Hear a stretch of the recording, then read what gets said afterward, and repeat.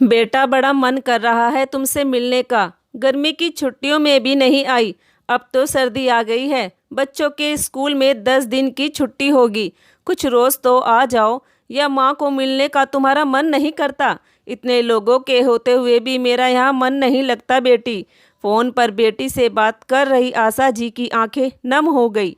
नैना बोली, क्यों माँ, भैया भाभी है, बच्चे भी है, फिर भी आपका मन क्यों नहीं लगता? और सर्दी अभी इतनी भी तो नहीं पड़ रही, फिर आपको इतनी ठंड क्यों लगती है? पहले तो आप कहती थी कि रजाई में मुझे गर्मी लगती है, अब आप कहती है उसी रजाई में आपको ठंड लगती है। ऐसा क्यों? आशा जी बोली, पता नहीं बेटा, अब आंखों से उतना दिखता भी नहीं है और ना ही उतना चल फिर पाती हूँ। यह रजाई भी पहले की तरह भारी नहीं है, बहुत हल्की हो गई है। जब मैं बहू से बोली तो वह बोली, यह वही रजाई है, बुढ़ापे का शरीर है, इसलिए शायद आपको ठंड ज़्यादा लगती है।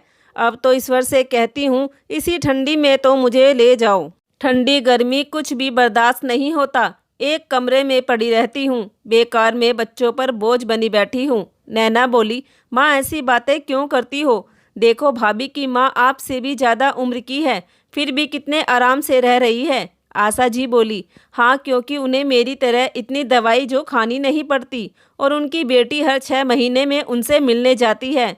पर तुम्हें तो फुर्सत ही नहीं है, तुम आती नहीं हो। नैना बोली, माँ आप तो बच्चों की तरह करने लगी, जैसे मैं अपने बचपन में बहाने बनाकर आपसे अपनी बात मनवाती थी। आशा जी बोली, हर माँ बाप एक उम्र के बाद अपने ही बच्चों के बच्चे बन जाते हैं। तो बोलो, मेरी जिद पूरी करोगी तुम? मुझसे मिलने आओगी ना बेटी? नैना ने उस वक्त तो हाँ कर दिया। बाद में अपने पति विकास के सामने सारी बातें बताई। विकास बोला, इसमें पूछने वाली क्या बात है नैना, चली जाओ 1 हफ्ते के लिए, 1 हफ्ते में क्या बिगड़ जाएगा? नैना बोली, आप मेरी भाभी के स्वभाव से अच्छी तरह परिचित हैं। जब वह मेरी माँ के खाने का ध्यान नहीं रखती तो आपको लगता है वह मेरे बच्चों का ध्यान रखेगी? विकास बोला, 1 हफ्ते के लिए बच्चों को यहीं छोड़ दो, मैं अपनी माँ को बुलवा लूँगा, वो सबका ध्यान रख लेगी। तुम जाकर अपनी माँ को देखो, अब उनकी ऐसी उम्र हो चली है कि आज है कल नहीं, तो उनकी यह इच्छा भी पूरी कर दो, वरना आगे चलकर तुम्हें लगेगा कि तुमने अपनी माँ के साथ न्याय नहीं किया। पति की बात मानकर 2 दिन के बाद नैना अपनी माँ के घर चली गई। नैना की माँ अपने समय में शिक्षिका थी। उनकी नौकरी जाने के बाद कई तरह की बीमारियों ने उन्हें घेर लिया। बेटी की शादी के बाद बहू के आते ही उन्होंने घर की सारी बागडोर दे दी थी। बहू ने उन्हें संभालने की जगह सभी रिश्तों को तोड़ मरोड़ कर रख दिया। ना तो ननंद के साथ बनती थी, ना सास के साथ। इस बुढ़ापे में माँ तो बेटे और बहू को बोझ लगने लगी थी। फिर भी बेटे के मोह में आशा जी वहाँ से कहीं और जाना भी नहीं चाहती थी। जब नैना मायके आई तो ननंद को देखकर सुरभि का माथा ठनक गया और कटाक्ष करके बोली, आप कैसे अपने बच्चों और पति को छोड़कर यहाँ चली आई? क्या आपको उनकी चिंता नहीं होती? इतना भी मायके घूमने का क्या शौक है कि अपनी बूढ़ी सास को पूरे घर की जिम्मेदारी छोड़ाई? नैना बोली, भाभी जब तक मेरी माँ है तब तक तो मायके आऊँगी, अब चाहे आपको पसंद हो या ना हो। जहाँ तक मेरी सास की बात है, मैं उनके खाने पीने का बहुत ध्यान रखती हूँ ताकि उनका स्वास्थ्य हमेशा अच्छा रहेगा। आज उनका स्वास्थ्य अच्छा है और मुझे उन पर पूरा भरोसा है, तभी तो पूरे घर की जिम्मेदारी उन्हें सौंप कर आई हूँ, कहकर नैना अपनी माँ के कमरे में चली गई। बंद कोठड़ी में माँ की दशा देखकर नैना के होश उड़ गए। इतनी सर्दी में हल्का सा कंबल और टूटी हुई चारपाई पर बैठ सूखी रोटी चबा रही थी। माँ को सूखी रोटी चबाते देख नैना की आंखों में आंसू आ गए। आशा जी धुंधली आंखों से बेटी को निहारने लगी। माँ, आप इस हालत में, आपने मुझे फ़ोन पर यह सब बताया क्यों नहीं? इससे पहले आशा जी कुछ कहती तभी उनकी बहू वहां आ गई। सुरभि को देख नैना बोली, आपकी हिम्मत कैसे हुई माँ को रात की बची हुई सूखी रोटी देने की? नैना गुस्सा कर बोली। सुरभि तमक कर बोली, अब सारा दिन खाट पर बैठी रहती है, काम तो कोई करती नहीं है तुम्हारी माँ, तो रात की रोटी खा लेगी तो कौन सी आफत आ जाएगी? आवाज़ सुनकर सुरभि का पति भी वहां आ गया। नैना भाई से बोली, भैया, यह माँ की क्या हालत बना दी है आप दोनों ने? जिस माँ ने तुमको पढ़ा लिखा कर इतना बड़ा बनाया, आज उसी माँ के लिए तुम्हारे पास खाने के लिए 2 रोटी भी नहीं है। जिस पूरे घर में तुम शहंशाह की तरह रहते हो, रहते हो उस घर में, क्या माँ के लिए एक ढंग का कमरा भी नहीं है? देखो यह हमारे घर का मामला है, इसमें तुम्हें दखलंदाजी करने की कोई ज़रूरत नहीं है। नैना का भाई शिवम झुंझलाते हुए बोला। नैना कुछ और बोलती उससे पहले ही आशा जी ने उसे रोक दिया और बोली, बेटा कुछ मत कहो इन लोगों से।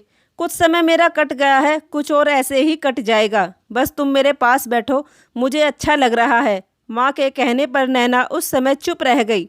माँ आप 2 मिनट रुको, पहले मैं आपके लिए ताज़ा खाना लेकर आती हूँ। नैना ने माँ को अपने हाथों से खाना खिलाया और फिर दवाई देकर जब सुला रही थी, जैसे ही वह रजाई अपनी माँ के पैरों पर रखा तो बोली, यह तो बहुत हल्की रजाई है माँ, इसमें तो आपको बहुत ठंड लगेगी। माँ बोली, तभी तो मैं तुम्हें कह रही थी मुझे बहुत ठंड लगती है।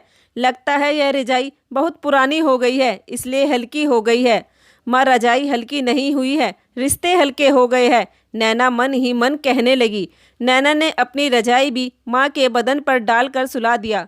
अगली सुबह नैना रसोई में अपनी भाभी के पास गई और बोली, भाभी कल तो मैं माँ की वजह से चुप हो गई, लेकिन मैं अब आपसे पूछना चाहती हूँ, माँ की जगह अगर आपकी माँ होती तब भी आप ऐसा ही अन्याय करती जैसा आप माँ के साथ कर रही है? या आपकी भाभी आपकी माँ के साथ ऐसा अन्याय करे तो आपको कैसा लगेगा? देखिए ननंद जी, आपको ज़्यादा चिंता करने की ज़रूरत नहीं है, जैसा चल रहा है चलने दीजिए। उधर से चाय का कप हाथों में लिए शिवम भी रसोई में पहुंच गया।